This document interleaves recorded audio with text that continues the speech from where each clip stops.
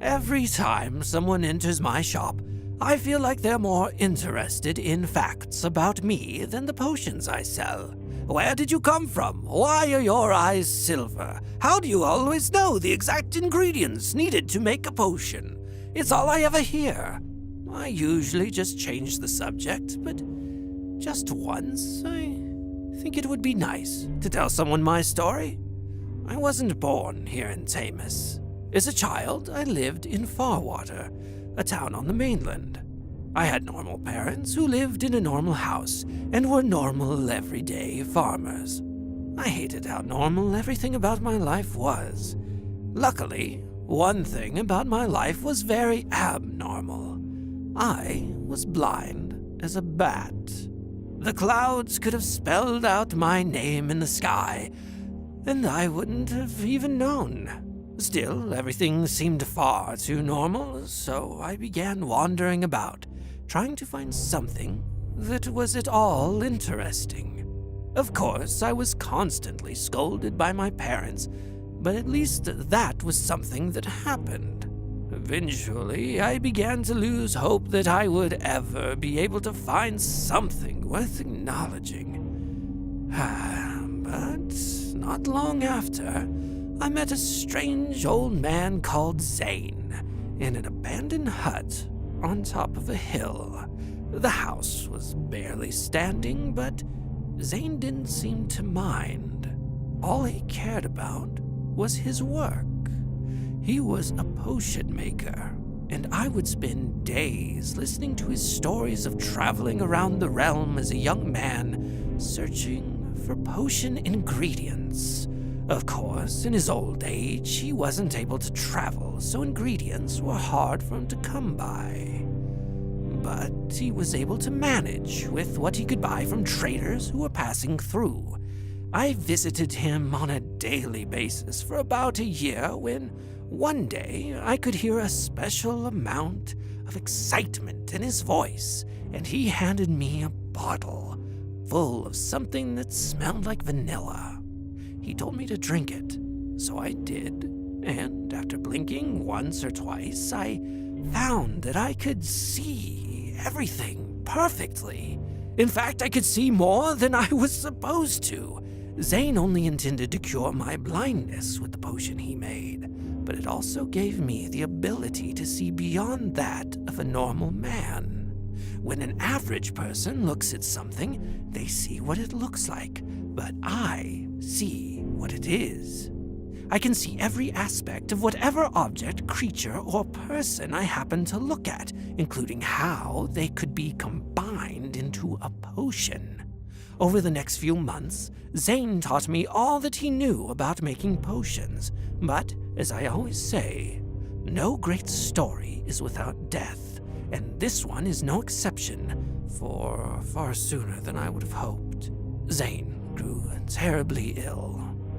He was in so much pain. Every day was like hell for him. I tried all I could, but I couldn't find a single cure for his illness. Most likely since I didn't know what his illness was called, and we didn't have enough silvers to ask a doctor for help. After a week with his illness, Zane decided he was ready to leave the realm.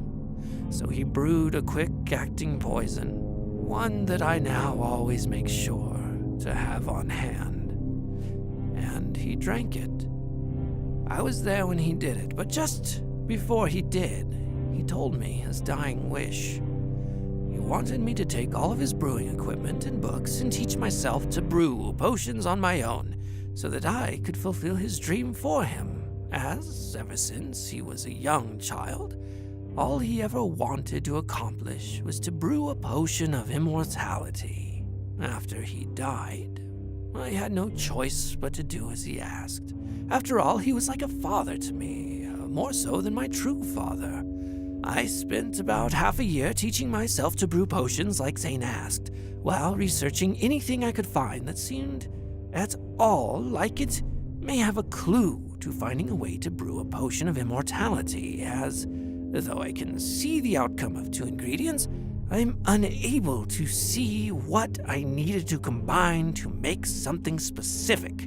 Just as I was beginning to lose hope, I finally found a clue in a book that had literally nothing to do with immortality, potions, or anything of the sort. It was a book about farming that my father made me read, that was passed down in our family for generations, and at the beginning of the chapter about farming in Tamus, it states Tamus, where the secret to immortality is said to reside. I've no idea why the author decided to start the chapter that way, but I asked my father about it, and he said it was a well-known legend in our family that he told me dozens of times before.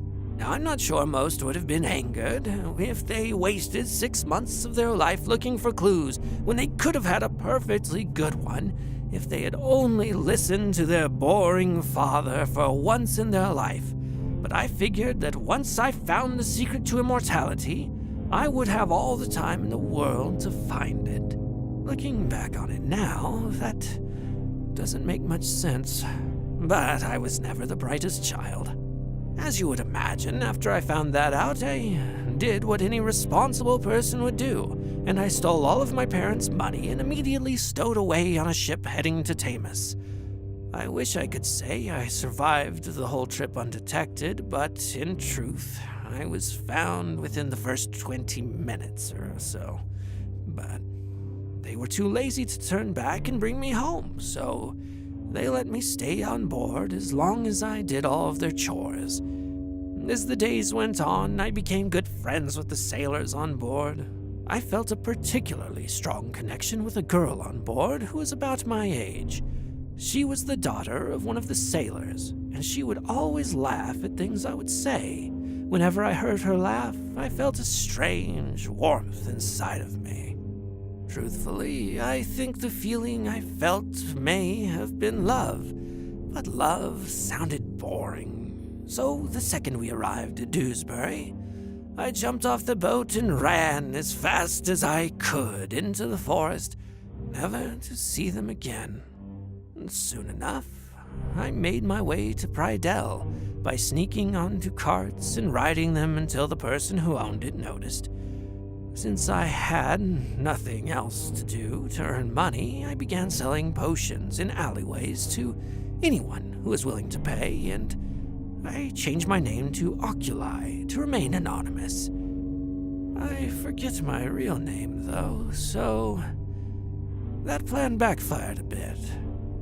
Anyway, at one point, 2 rival groups of criminals both bought poison from me and poisoned each other. In the end, everyone in both groups died, and the crime in Prydell decreased significantly for at least a few days. Fortunately for me, since there was no one left in the criminal groups, and I was the first one to know they died, I was able to easily steal all of their money and use it to buy a building to use as a potion shop. Now I still own that shop, and I haven't been able to find information on the immortality potion. I moved my shop to the other side of the city at one point, but other than that, not much has changed in quite a while. But Ariana Reed, the Lady of Tamus, is hosting a feast not long from now, so I'm sure there's always a chance something interesting may happen. Thanks for watching. We're on Patreon, where you can earn a range of rewards. Don't forget to click subscribe and to follow us on Facebook and Twitter. This episode was performed by me, Wyatt Henry. My links are in the description below. Thanks for watching, take care of yourselves, and we'll catch you next time.